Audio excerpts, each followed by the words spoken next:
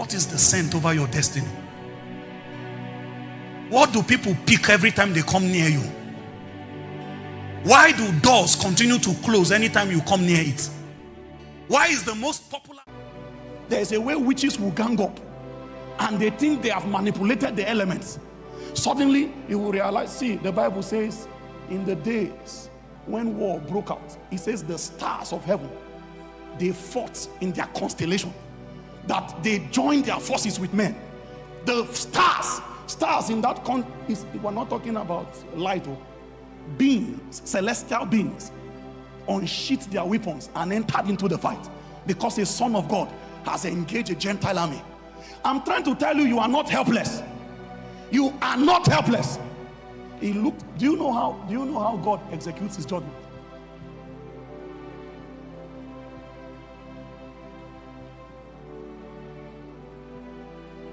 Somebody gathered and say, unless you are not in this house, unless they are not the ones that live here, and they are bragging based on their faulty priesthood. They are bragging based on their fraternity with altars. And a son of God that does not know who he is still a victim. They know not, neither we don't understand. So they walk on in darkness. All the foundation of the earth are out of course. Now see what will happen. He says, I say unto you, ye are gods, because you are children of the Most High, but you die. You die. The challenge started from they know not. That's where their death started from. You die. You die like men. You don't know how powerful you are. The earth is in partnership with you. The air is in partnership with you. The water is in partnership with you. There is a way, listen, let me tell you one truth. There is a way you operate consciously bearing the image of God. Even the wind and the waves will become subjected to your command. Jesus was sleeping, and demons from Gadara, when they heard that he was coming to their territory, they went into the high sea to make all kinds of turbulence, to make sure they discourage him from coming. While that turbulence was going on, the disciples, being mere men, those ones that he says they know not, they were in frantic, anxiety, and everybody is busy, worried. And they saw Jesus sleeping, and their only interpretation to his sleep in that time is irresponsibility. They say, you have mind to be sleeping now that we're about to die? Master, carest not thou. You know what that means? Carest not thou. Meaning you get mind, they sleep now like this. So, see it. There are two ways to see the conversation. Number one is that they know that if the thing capsizes, only him will survive. And so that's why he has mind to sleep. Carest not thou that we perish. When he got up, see the first thing he said, O ye of little faith. Don't you know that the earnest expectation of creature, they are waiting for the manifestation. You get up in the morning before you go out, my brother. Sometimes when you see, there's a way Satan threatens you. You too, tell him that you know the height you operate. You wanted to go out, then you now saw one dream that they hung your picture. People were crying. Meanwhile, the job interview you have been laboring for months is that day you are supposed to go. A fearful Christian will now say, it's better to be alive than to go and die. And what Satan wants to stop is opportunity. He uses the instrument of fear to manipulate seasons. This is how people that have been single for years, almost becoming a manchelo.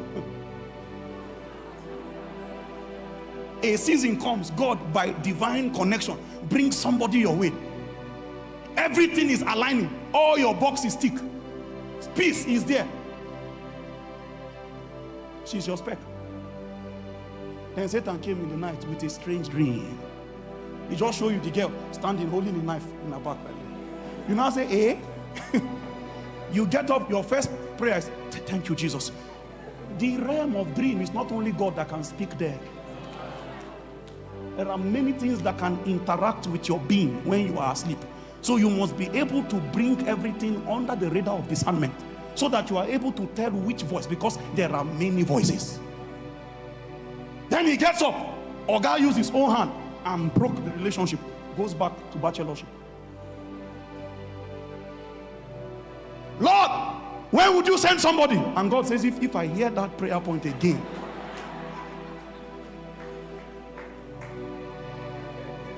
Is God blessing somebody? The wind and the waves, they set out deliberately. I believe if I'm standing in that ship, there is no sign as though that ship will remain.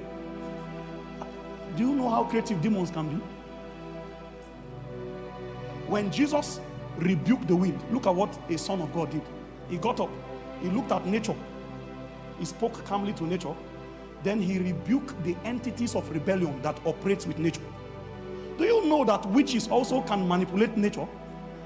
In the African context, there are places you want to do an event. If you don't sort rainmakers, if you don't go and give them their own ratio first, they will make a small cloud to appear only in your event center. Just that small place you are. The cloud will just bring only a customized rain for you.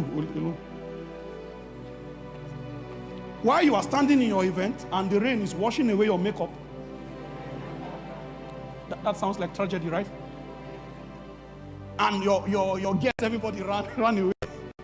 Then it will now look just a stone throw from you. Everywhere is dry. That one is a letter from the rainmakers that we received your rebellion. Elijah was a man of like passion.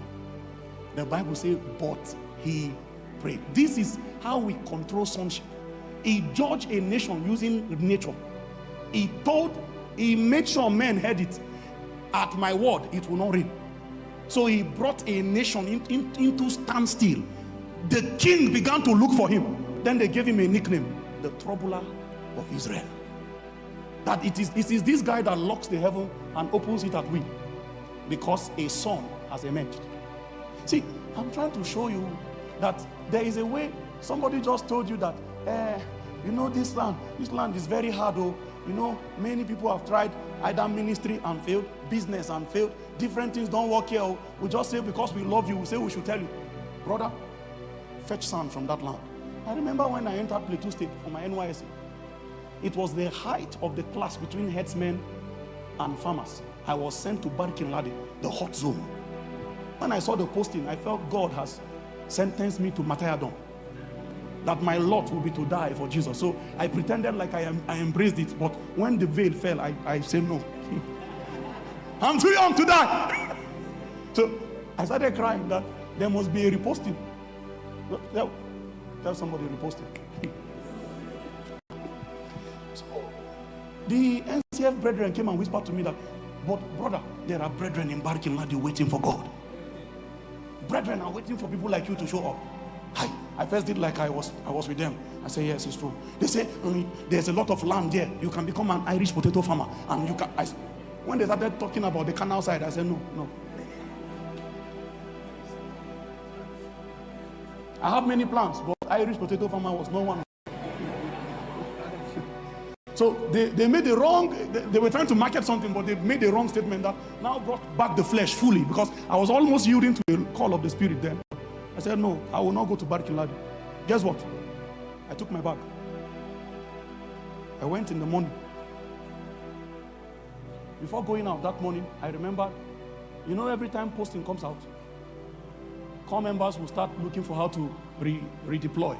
And so the LGI and the state coordinator will make it a point of duty to constitute a blockade to that process. Me, I didn't want to go to another state. I just wanted to leave that local government that have so much heat. Send me to the town. I spent all my life in the town, for God's sake. Guess what? You know that when we're in camp, the central executives will come and have interaction with us. Those who came, those of them who had one or two operations in the rural areas, that place they were sending me to, I saw their white, that NYC white vest. I saw that their own white is not white. It's like milk. It's because of the kind of water they were washing their clothes, and they thought they had white until they came to town where people with white came. So they now realized that they were looking different. It was too late. So when I saw what was happening, I knew that this would not be my future. I will not be a part of this. So they started telling me the advantages of Barkin Ladi, that the place have land. I said, what is it? Is it my land? Did I tell you? Did I tell you I'm into real estate?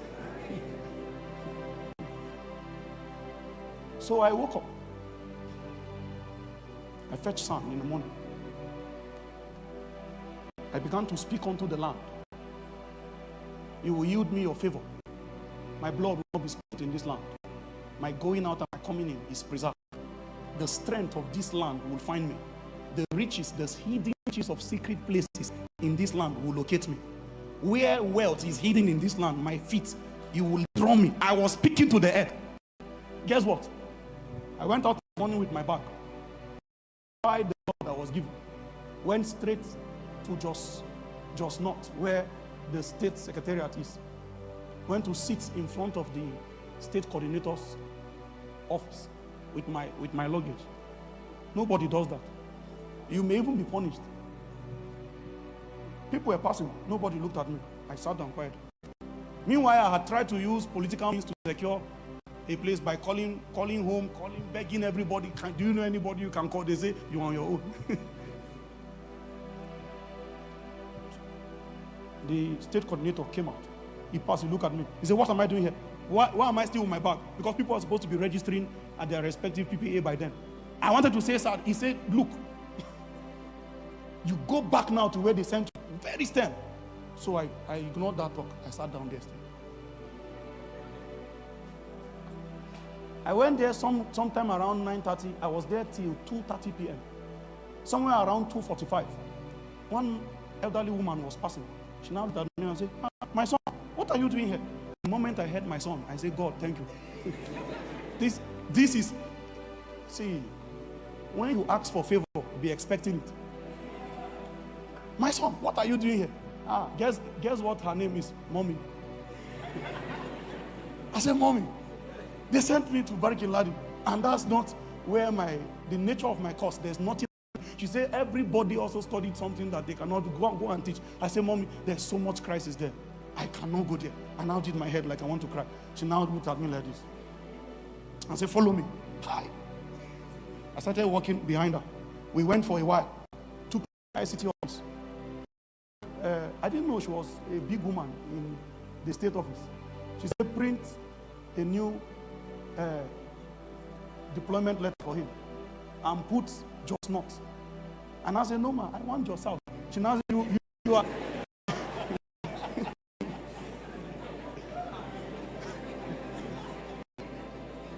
She now said, okay, put it like that. They now put just out. She now said, do you have a place you want to serve in mind? I said, no, Mommy, I don't have anywhere. I don't have anywhere. She said, there is one place that is not far from this secretariat at the GRA. Now the place is good. Let me send you there. Give me a letter. The moment the letter entered my hand, I went to the PPA. Normally, when you go to PPA, you want to run. You want to beg the people not to accept you. When I entered there, they took me to my accommodation. It was a fully furnished apartment with.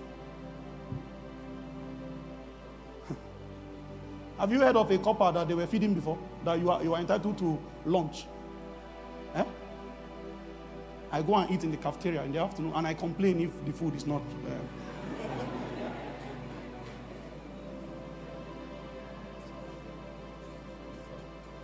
Then there is a car that was attached for my movement.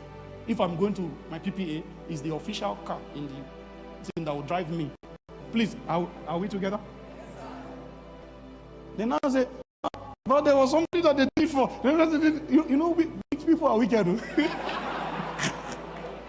Now that it did not work, they say, let everybody else scatter. Let's all rest.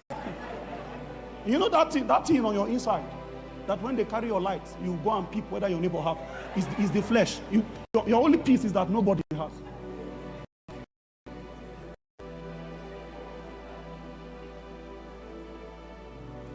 When I traced the outcome of that intervention, it was priesthood. I spoke to the earth. While I was doing it, I didn't know that it would actually carry my feet and bring me to a wealthy place. So I was lending to people in my Nysc. I had too much at my disposal. What is the probability that that place will be reserved for me? Priesthood. Because if you emerge as sons, creation is at your service. Everything is working for your good.